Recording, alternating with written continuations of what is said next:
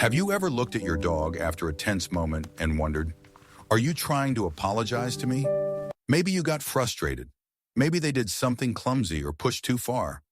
Or maybe nothing dramatic happened at all, and the air between you simply changed for a second. But then your dog comes back differently. Not as carefree as they were a moment ago. Something in the way they approach you feels softer, more careful, almost as if they are trying to make the moment gentler again. And that is what makes this so moving and so easy to misunderstand. Because most people see that shift and think the same thing right away. My dog knows they were wrong, but do dogs really apologize the way humans think they do? Or are we looking at a different kind of language altogether? Not the language of guilt, but the language of repair. In this video, we are going to explore 6 key things your dog may actually be doing when they seem like they are apologizing to you. And the deeper we go, the more you may realize this behavior is not as simple as it first appears. This video is not going to lean too far into the human idea that dogs feel guilt exactly the way we do, understand right and wrong in a moral sense, and then bow their heads to admit fault. But it is also not going to dismiss these moments as empty behavior with no emotional meaning. Instead, we are going to look at what people call a dog apology as a form of repair behavior. Through 6 parts, we will explore the difference between human guilt and canine repair.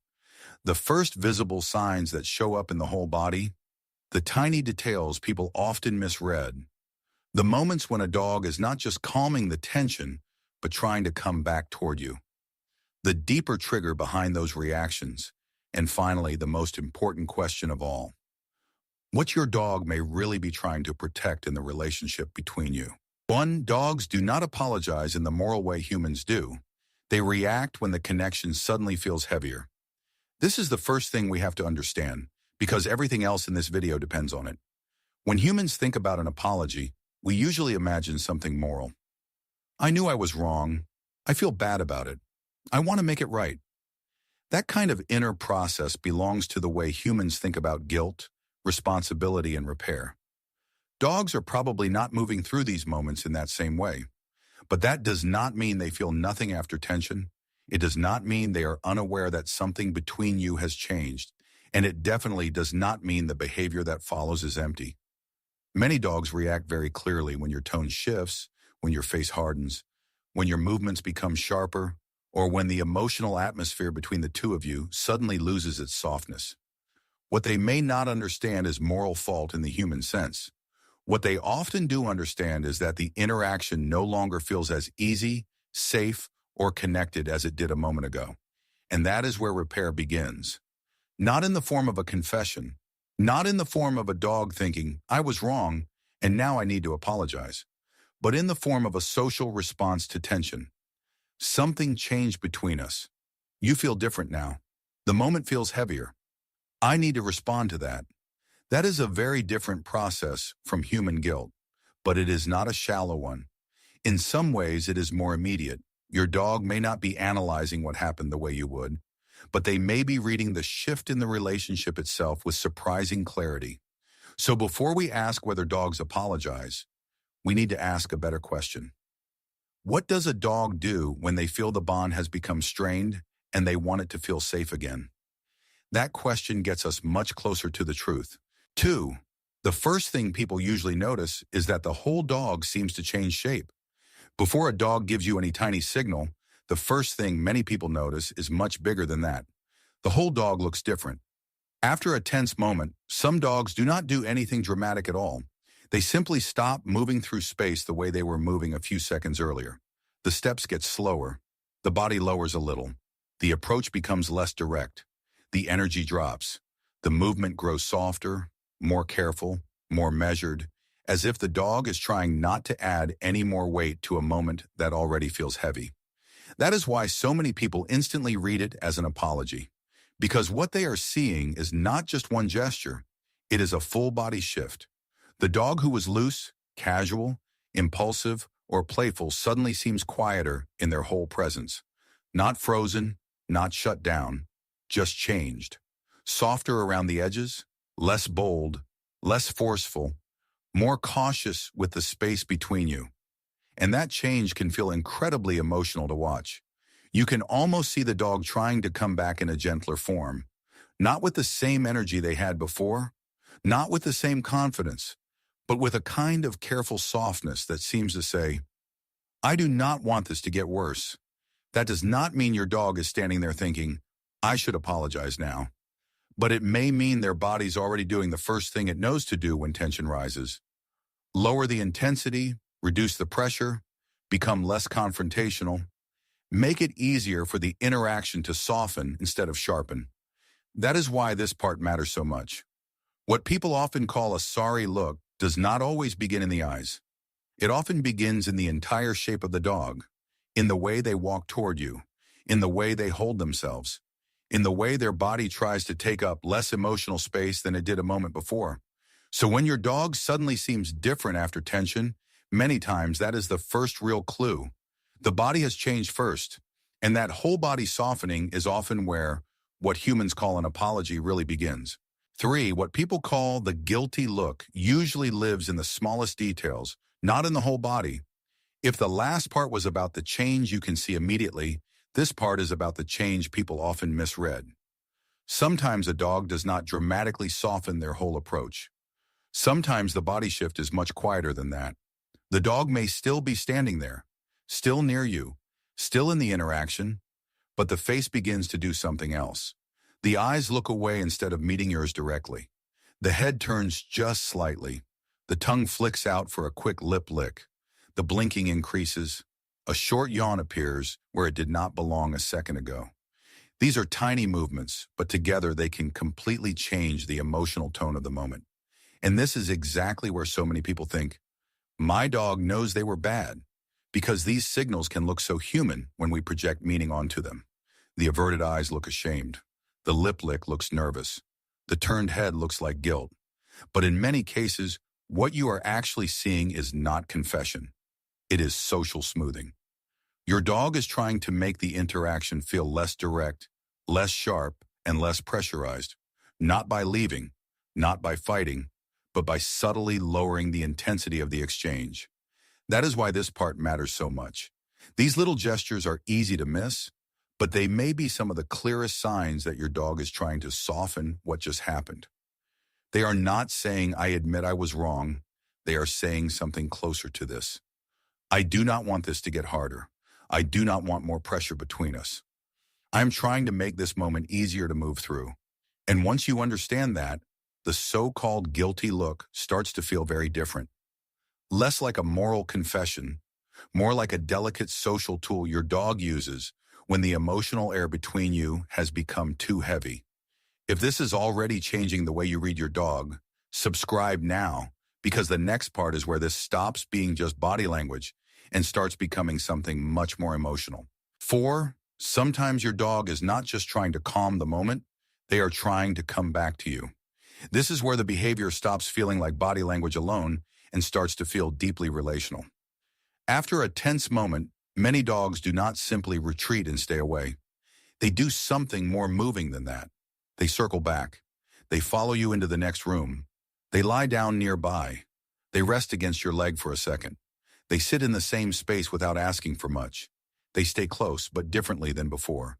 Quieter, gentler, less certain, as if they are trying to return to you without risking another rupture.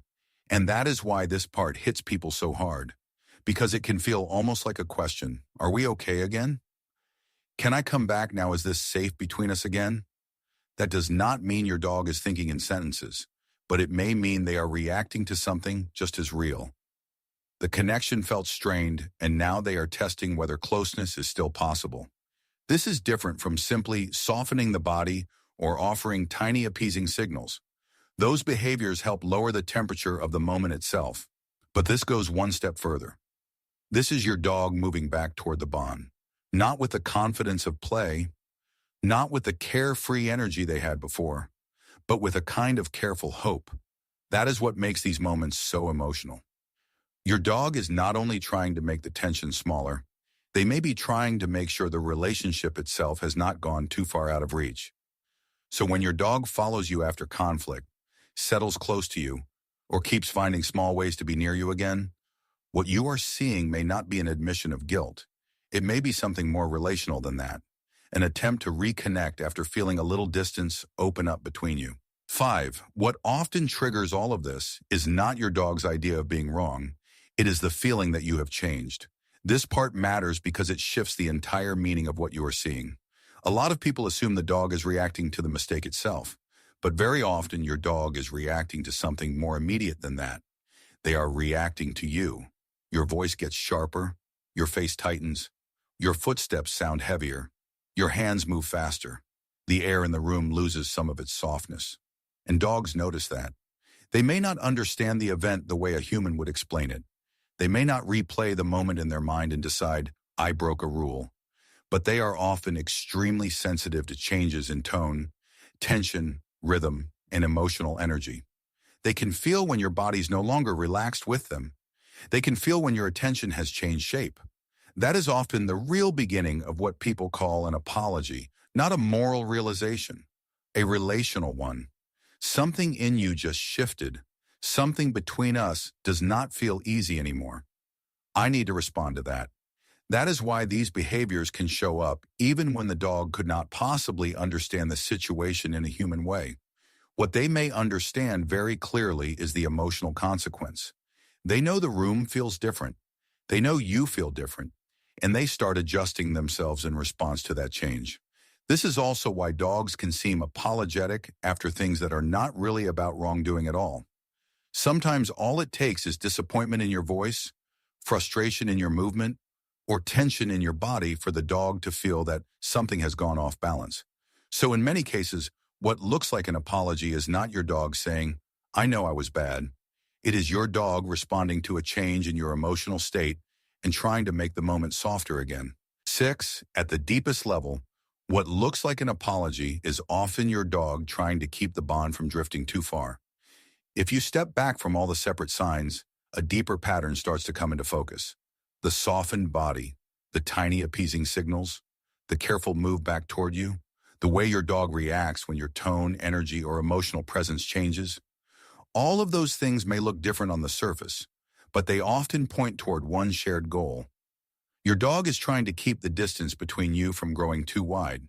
That is why this topic matters more than it first seems, because the behavior is not always about the object that fell, the rule that was broken, or the exact event that happened a few seconds earlier. Very often it is about the relationship itself. Something in the connection no longer feels easy.